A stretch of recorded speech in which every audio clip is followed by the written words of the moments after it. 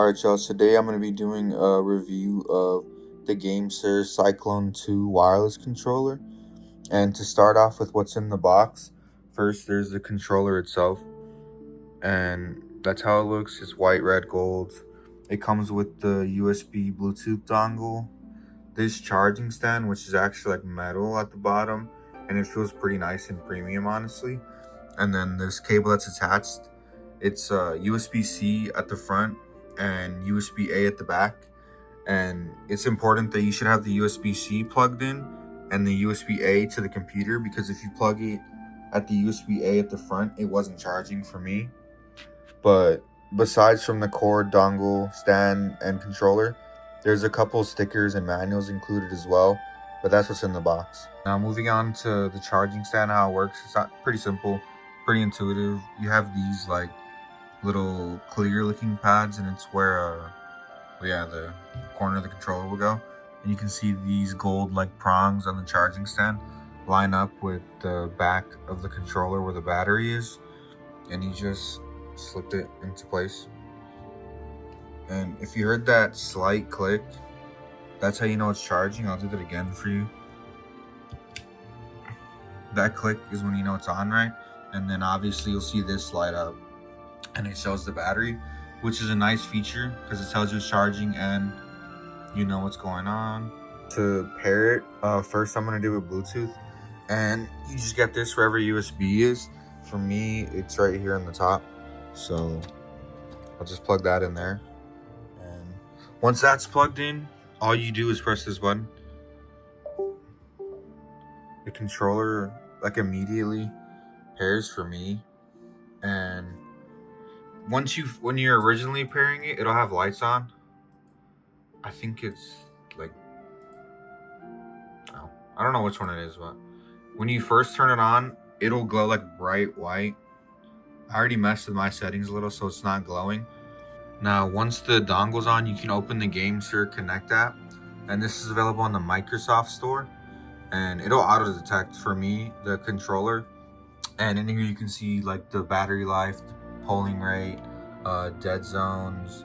If you want to customize the buttons, the trigger dead zones, hair trigger modes, the lighting, and there's actually a lot of lighting modes. Like I'll show you a couple of the presets, like pretty colorful ones.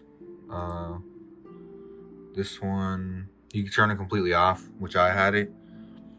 And this is the software.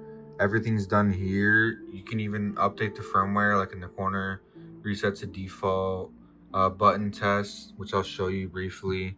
You can test out your buttons. I've already tested mine, but yeah, it'll show you everything, the triggers, even shows you the controls, paddles in the back. But that's the software basically. So now I'm just gonna actually play using the controller for a while to give you guys some feedback. I'm playing on Night Rain. But really quick before that, I want to let you guys see the buttons and whatnot, how they sound, so you can get an idea. The joysticks are like magnet ones to prevent stick drift, and they feel really smooth, honestly. You can hear like the clicks and whatnot. All sounds nice. The D-pad, it's gold, has a nice clicky sound, feels nice. There's this, I'm pretty sure is the macro button.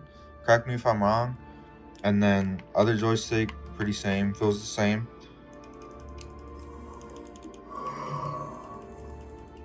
These buttons also sound nice. You have your standard like pause buttons and whatnot. And then on the back, you do have the two paddles, which do sound pretty nice. They feel alright too. And then of course the triggers. Triggers are pretty standard triggers. They feel okay.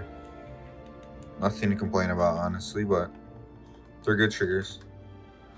But that's the buttons, and then I'll be back. Also the headphone jack finally. But I'll be back after I play for a while to let you guys know my feedback on the controller more in depth. Thoughts on the controller? I found it to be really smooth.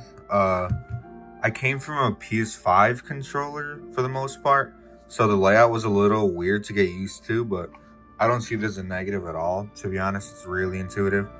and after like maybe 5 minutes, I was already used to it. But the joysticks are really smooth. All the triggers, the buttons, they feel really nice. I have no complaints at all about the controller, and I haven't even been using controller for quite a while now as I'm on PC, but I do occasionally. But this controller felt completely natural and good to use. The one thing I will say, which isn't a negative, but just something I noticed, is that kind of hard to see, but there's like a grip texture here that actually makes it really good for the controller to not like slip or anything. But if you like wipe your finger like this, it does feel kind of abrupt. But that honestly has nothing to do during like the gameplay, and it didn't cause any issues for me. But yeah, overall the controller is really nice. I really like it so far. I plan to use it wired mostly, but I would give it a 9 out of 10. I really like it, and for $60, it being wireless, Bluetooth, or the dongle, or wired, I think it's a great deal. It's a good quality controller.